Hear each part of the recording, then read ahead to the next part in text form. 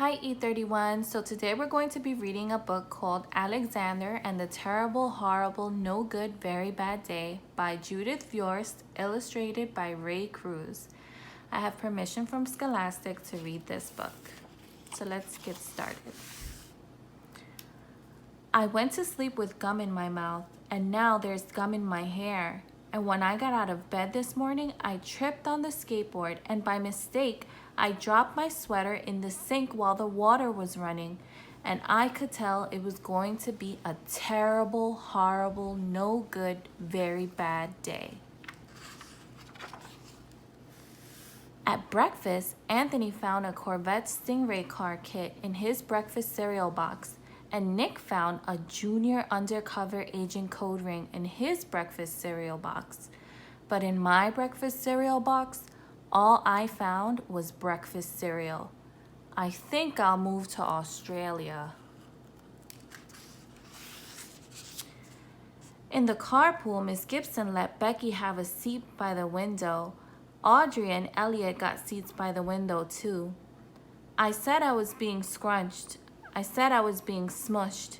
I said, if I don't get a seat by the window, I am going to be carsick. No one even answered. I could tell it was going to be a terrible, horrible, no good, very bad day. At school, Mrs. Dickens liked Paul's picture of the sailboat better than my picture of the invisible castle. At singing time, she said I sang too loud.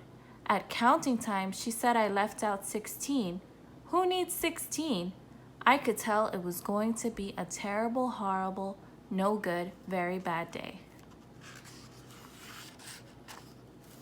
I could tell because Paul said I wasn't his best friend anymore. He said that Philip Parker was his best friend, and that Albert Moya was his next best friend, and that I was his third best friend. I hope you sit on a tack, I said to Paul. I hope the next time you get a double-decker strawberry ice cream cone, the ice cream falls off the cone part and lands in Australia. There were 2 cupcakes in Philip Parker's lunch bag, and Albert got a Hershey bar with almonds, and Paul's mother gave him a piece of jelly roll that had little coconut sprinkles on top. Guess whose mother forgot to put in dessert?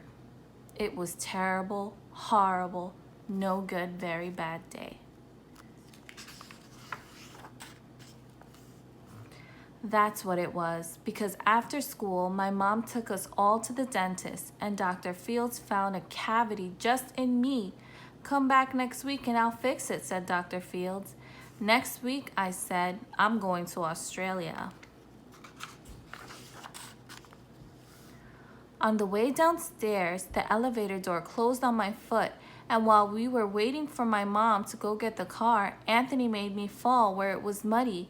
And then, when I started crying because of the mud, Nick said I was a crybaby. And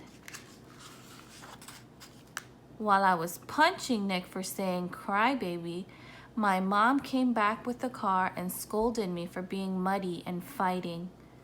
I am having a terrible, horrible, no good, very bad day. I told everybody. No one even answered. So then we went to the shoe store to buy some sneakers. Anthony chose white ones with blue stripes. Nick chose red ones with white stripes. I chose blue ones with red stripes. But then the shoe man said, we're all sold out. They made me buy plain old white ones, but they can't make me wear them. When we picked up my dad at his office, he said I couldn't play with his copying machine, but I forgot. He also said to watch out for the books on his desk, and I was careful as I could be except for my elbow. He also said don't fool around with his phone, but I think I called Australia. My dad said, please don't pick him up anymore. It was a terrible, horrible, no good, very bad day.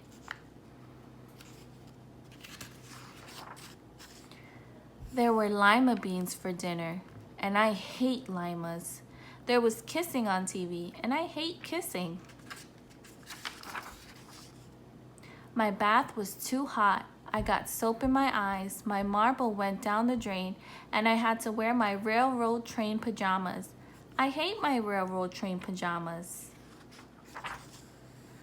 When I went to bed, Nick took back the pillow he said I could keep, and the Mickey Mouse nightlight burnt out, and I bit my tongue. The cat wants to sleep with Anthony, not with me. It has been a terrible, horrible, no good, very bad day. My mom says some days are like that, even in Australia.